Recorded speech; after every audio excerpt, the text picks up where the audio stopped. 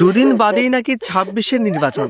চারিদিকে প্রচারের মধ্যেও এই মেয়েটির বাড়িতে যেতে নাকি ভয় পাচ্ছেন রাজনৈতিক দলের প্রার্থীরা। আক্ষেপের সুর পরিবারের।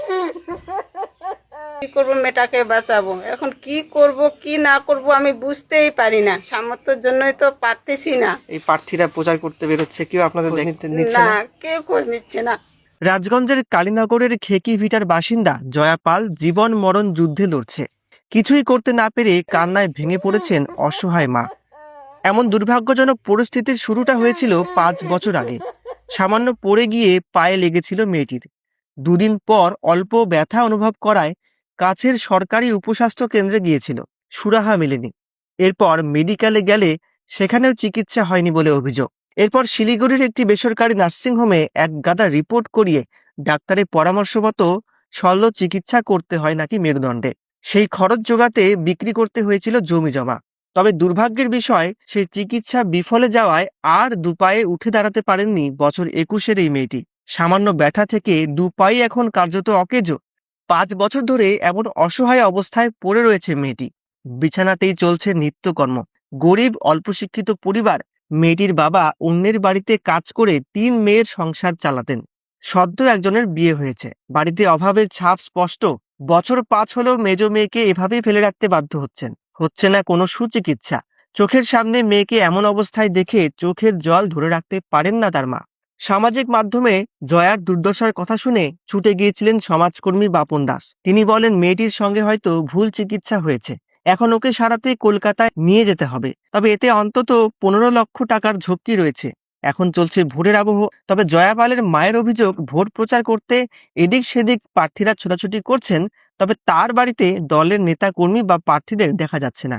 মেয়ের সমস্যার কথা নাকি জানিয়েছিলেন সবাইকেই, তবে কোনো তরফেই কোনো সাহায্য মিলছে না। যদি কেউ সদয় হয়ে সাহায্য করেন তাহলে মেয়ের চিকিৎসা করাতে পারবেন। জয়াপালের এই দুরবস্থায় তাকে সাহায্য করার চেষ্টা করছেন জলপাইগুড়ি পাহাড়পুরের একজন সমাজকর্মী বাবলা তন্ত্র। সমাজের সর্বস্তরের মানুষকে জয়ার পাশে দাঁড়াতে আহ্বান জানিয়েছেন। আমি বাঁচতে চাই, আমার মা বাবার জন্য আমি বাঁচতে চাই, আমার একটু সাহায্য করো। কেন কেন বাঁচতে চাও তুমি? কেন, কি জন্য? মা বাবার জন্য বাঁচতে চাই। হ্যাঁ। আমার খুব কষ্ট হয়, আমার শ্বাসকষ্ট হয়, আমি শুয়ে থাকতে পারি না, পিঠে ব্যথা করে, খুব পেটেও ব্যথা করে, মাঝে মাঝেই আমার শ্বাসকষ্ট হয়, থাকতে পারি না।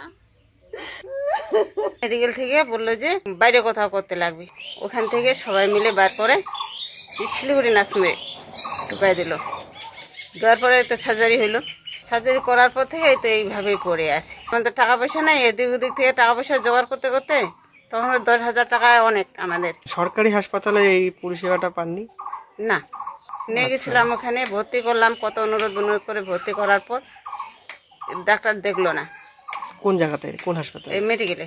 পাগুলা অকার্য হয়ে গেছে, কাজ করে না, পাগুলা দাঁড়াতে পারে না। এখন তো ফালায় রাখছি। এখন তো ডাক্তার বলতেছে যে জয়েন্টে টিউমার হচ্ছে, একবার বলতেছে টিবি হচ্ছে, একবার বলতেছে ক্যান্সার হচ্ছে। আর কোনটা কি করব? ১৪ থেকে ১৫ লাখ টাকা লাগবে। ওর বাবা মানুষের বাড়ি কাজ করে। চিকিৎসার একটু গাফিলতি থাকতে পারে, না কেন হলো? মানে এই লোকালে কি চিকিৎসা আপনারা তো জানেনই।